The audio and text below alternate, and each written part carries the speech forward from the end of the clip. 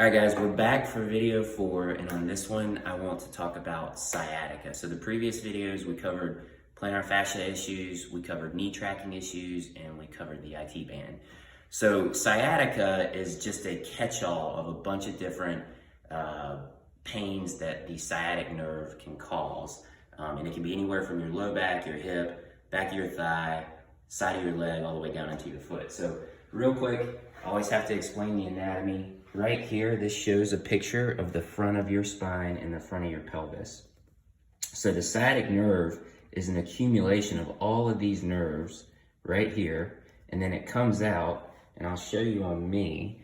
It's gonna come out and it's gonna come down the back of my leg, just like this, and all the way down the side of the leg, and then into the top of the foot.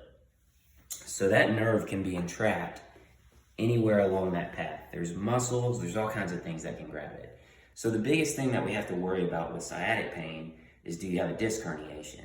And the easiest way to check for that is if you lay flat on your back and you have to have someone come and pick your leg up. So if I'm laying flat down like this, I'm gonna have someone come up and they're gonna lift my leg. And in that 15 to 20 degree range, if you start to get anything that shoots down the leg, then you've got a disc herniation and you need to go get that checked out. The other thing is that if you can't stand up on your toes or you can't stand up on your heels, you have a disc herniation that's hitting on that nerve root and you need to go get that checked out. So those are two things. So if you're just getting the nerve pain and those three things don't aggravate it, then the treatment for it is what I call a nerve floss. So nerve floss is basically where you shorten the length of the nerve from here and then you lengthen it here. So what I'm gonna do is a few times a day, just do 10 or 15 of those, and that helps to pull that nerve through, take pressure off of it, and hopefully give you some relief.